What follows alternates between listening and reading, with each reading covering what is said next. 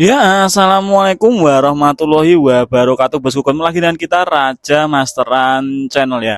Oke, di video kali ini kita akan sharing tentang murai batu faktor rendah. Itu enaknya rawatan hariannya seperti apa supaya nanti burung lebih gampang dikondisikan untuk lomba ya bos ya. Karena kebanyakan teman-teman malah kurang suka dengan murai batu faktor rendah ini. Padahal murai batu faktor rendah ini juga memiliki beberapa kelebihan dibanding murai batu faktor tinggi ya bos ya. Tiap burung punya kelebihan masing-masing dan kekurangan masing-masing. Oke, tergantung kita pintar-pintar memanfaatkan kelebihan dan mengurangi kekurangannya tadi ya. Simak sampai akhir, jangan di skip-skip ya bos ya.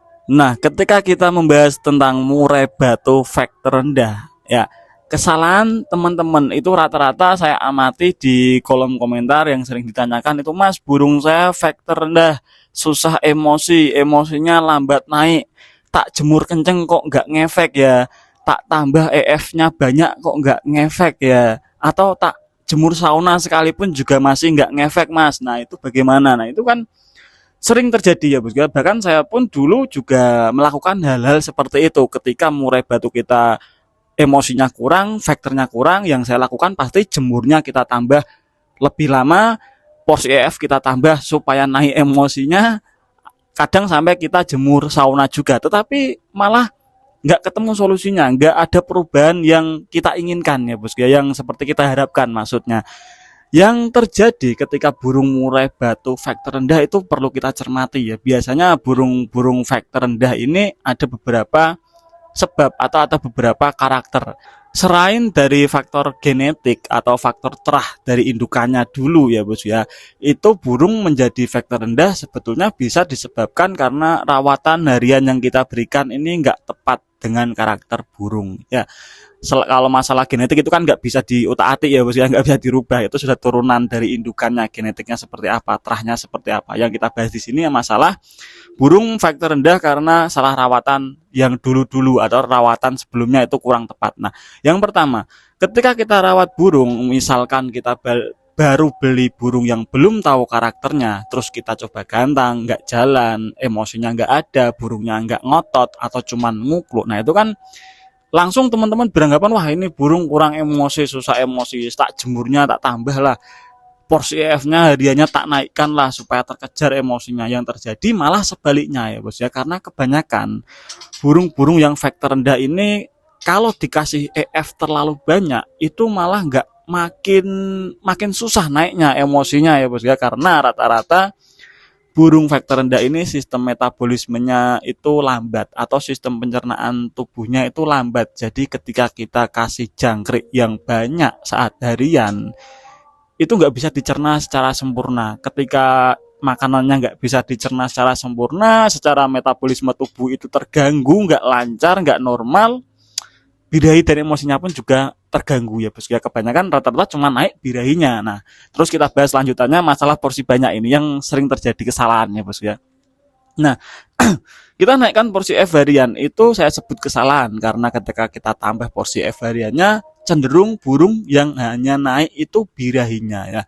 Ketika birahi burung itu tinggi, emosinya makin lambat ya bos ya, karena kalah dengan birahinya tadi. Burung terlalu fokus dengan birahinya. Burung itu pikirannya mungkin ingin kawin kawin kawin lah situ terus, jadi nggak ada pikiran untuk faktor ini, saya itu burung faktor harus jaga teritori, itu nggak ada pikiran seperti itu, mungkin seperti itu ya bos ya. Nah, terus kita lanjut lagi masalah ini jemur sauna. Terkadang setelah kita kasih F banyak tadi, kita jemur sauna, itu pun juga nggak membantu banyak karena burung faktor rendah, sistem metabolismenya lambat, dikasih EF banyak tadi, itu burung sudah terganggu secara pencernaannya, nggak normal, burung nggak bakal nyaman dengan kondisi tersebut ya bos ya. Ditambah jemur sauna, ya makin nggak nyaman dengan kondisi tubuhnya ya. Makanya yang terjadi burung nggak karuan ketika kita gantang, ketika kita tempel, ketika kita track dengan lawan, itu burung nggak karuan, nggak seperti yang kita bayangkan lah ya. Intinya seperti itu. Nah, terus hal apa mas yang perlu dilakukan? Yang pertama, ketika kita punya burung murai batu faktor rendah itu usahakan jangan terlalu sering didengarkan murai batu lain. Itu yang pertama. Maksudnya jangan terlalu dekat, bisa satu rumah atau kalau bisa malah satu rumah sendirian. Nah, ini bisa merangsang si burung untuk menumbuhkan kembali sifat faktornya, menumbuhkan kembali sensitivitas si burung ini supaya dia terbiasa sepi, terbiasa sunyi, terbiasa sendiri. Ketika dengar lawan langsung sensitif ya, maksudnya seperti itu, yang ditujukan seperti itu ya bos ya tujuannya. Nah, selain kita usahakan untuk nggak terlalu campur dengan banyak burung, kalau burung masteran itu nggak masalah ya bos ya, burung masteran bisa merangsang emosi, burung juga bisa merangsang biri burung juga. Tetapi saran saya juga ketika kita punya burung murai batu faktor rendah ini, ketika kita mau harian kita tempel masteran jangan terlalu dekat ya bos ya. Ya usahakan beda ruangan lah, burung yang satu di ruang tamu, burung masteran di teras. Kita bahas lanjut masalah porsi EF. Kalau saya pribadi, burung-burung faktor rendah ini malah cenderung tak kasih porsi EF sedikit ya bos ya. Kenapa demikian? Alasannya ya karena tadi sistem pencernaannya burung yang lambat, burung faktor rendah ini rata-rata, makanya kita kasih EF sedikit supaya apa? Supaya pencernaannya lancar ya, metabolismenya lancar, jadi burung nggak terganggu ya. Ini masalah harian dulu, kita jangan bahas masalah lomba dulu. Masalah harian, settingan harian, rawatan harian, kita EF nggak terlalu banyak, cukup ya 44, 55, maksimal itu 66 atau 77 ya bos. Saya nggak pernah ngasih lebih, tapi rata-rata kalau burung faktor rendah saya malah ngasih cuman 33, 44 atau 55 pagi sore ya bos ya. Nah terus setelah kita kasih jangkrik sedemikian rupa, cuman porsinya sedikit, apakah burung faktor rendah perlu diembun? Tergantung ya bos ya. Ada burung yang bagus ketika diembun, burung faktor rendah ini, ada juga yang kurang bagus malah ketika diembun. Jadi nggak semua burung bagus diembun sebetulnya. Kita sudah pernah bahas video itu di Branded Channel Raja Masteran, itu ada tentang pembahasan lengkap pengembunan murai batu ya bos ya. Kita bahas di murai batu faktor rendah ini, pengembunan tergantung kondisi burung atau tergantung karakter burung. Gimana kita bisa mengetahui bagus diembun atau enggak burung ini? Ya kita coba ya bos ya. Mungkin kita seminggu di full embun, kita coba gantang, atau minggu depannya kita nggak full embun atau nggak diembun sama sekali, kita coba gantang. Nanti kita amati bagus yang mana, itu yang dipakai, karena nggak ada yang paten di murai batu ya bos ya. Kita lanjut lagi. Setelah kita embun atau enggak, kita wajib jemur ya bos ya. Untuk penjemuran burung faktor rendah ini nggak usah terlalu lama ya bos ya. 30 menit, 60 menit tergantung kekuatan si burung ini ya. Kalau burungnya 60 menit kuat sih nggak masalah kita 60 menit. Tapi kalau 30 menit sudah gelabakan, jangan dipaksa. Sekali lagi jangan dipaksa. Karena burung faktor rendah ini menurut saya secara mental itu juga sebetulnya nggak jelek-jelek amat. Cuman agak labil lah mentalnya. Kadang di rumah bagus, kadang di lapangan hilang faktornya, hilang emosinya. Itu sering terjadi. Makanya burung seperti ini kita harus pelan-pelan, step by step, nggak bisa frontal ngerawatnya ya bos ya. Penjemuran tadi jangan dipaksa. Terus setelah kita jemur, seperti tadi kita angin-anginkan, lalu di full rodong, taruh di tempat yang tenang. Terus banyak teman-teman yang tanya juga, Mas burung faktor rendah ini bagusnya diumbar atau enggak? Nah, pengumbaran ini perlu ya bos ya. Saya pribadi burung faktor rendah ini pengumbaran perlu. Satu, untuk melatih stamina si burung tadi, terus yang kedua menjaga kebugaran si burung ini tadi. Karena burung faktor rendah tadi yang saya katakan, secara mental burung ini labil ya bos ya. Jadi nggak sebagus burung-burung faktor tinggi mentalnya, faktornya tadi. Jadi kita umbaran itu tujuannya selain menjaga kebugaran tubuh burung atau menjaga fisik si tubuh agar tetap fit, juga sekedar untuk merelaksasi si burung ini agar tidak stres ya bos ya. Karena ketika burung stres, kembali lagi masalah metabolismenya nanti terganggu juga dan amburadul juga, nanti kita setting nggak bakal ketemu ya bos ya. Nah itu pengumbaran relatif kita lakukan cuma seminggu 2 kali saja, karena tujuannya sekedar untuk kebugaran dan refreshing ya bos ya. Nah setelah kita umbar cuma 2 kali seminggu ya, seminggu 2 kali maksudnya, kita lanjut lagi masalah pemandian burung faktor rendah. Untuk saya pikir itu nggak perlu mandi terlalu sering ya, seminggu 2 kali saja. Kalau saya pribadi rawat burung-burung seperti ini biasanya kita mandikan sambil umbar ya bos ya. Maksudnya di umbaran itu kita kasih nampan buat mandi. Jadi burung biar mandi sesuka hati lah, karena kita takutnya ketika kita paksa mentalnya nanti bermasalah, yang saya katakan tadi agak labil tadi ya bos. Jadi kita mandinya biar terserah burung di kandang umbaran mau mandi pagi, siang atau sore ya. Ini karena rawatan harian. Kalau lomba nanti beda lagi ya. Terus kita lanjut lagi. Setelah kita masalah umbar, terus masalah saat harian burung ini wajib dimasteri atau enggak. itu wajib dimastery, karena burung-burung seperti ini kan biasanya burung yang nggak terlalu aktif ya bos ya, nggak terlalu gacor lah katakanlah lah.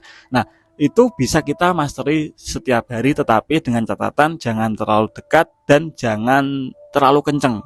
Kalau kita pakai MP3, kalau kita pakai burung asli, misal burung aslan kita ini burung yang suaranya kenceng macam cililin, macam cungko, itu bisa kita taruh agak berjauhan dikit ya bos ya. Nah terus kita juga kasih contoh kenapa saya alasannya kasih porsi EF yang sedikit lebih rendah dari burung-burung lainnya untuk kasus burung vektor rendah ini, supaya burung metabolismenya lancar tadi. Itu bisa kita amati seperti yang di video ini ya bos ya, burung kalau metabolismenya lancar itu kotorannya kecil padat ya bos ya, ini bagus. Berarti ciri-ciri burung ini kalau kotorannya seperti ini itu dia sedang kondisi bagus, siap untuk lomba, bisa disetting untuk lomba. Kalau burung secara kondisi kurang bagus mau disetting untuk lomba pun juga nggak bakal maksimal ya bos ya.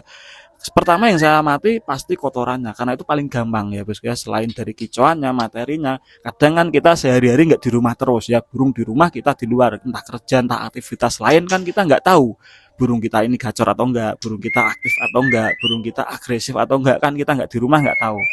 Yang kita bisa amati kan kotorannya, kan bisa kita pantau ya bos ya, ini kotorannya gimana, encer, lembek, pulen, besar-besar atau kecil-kecil seperti ini, keras kecil lah.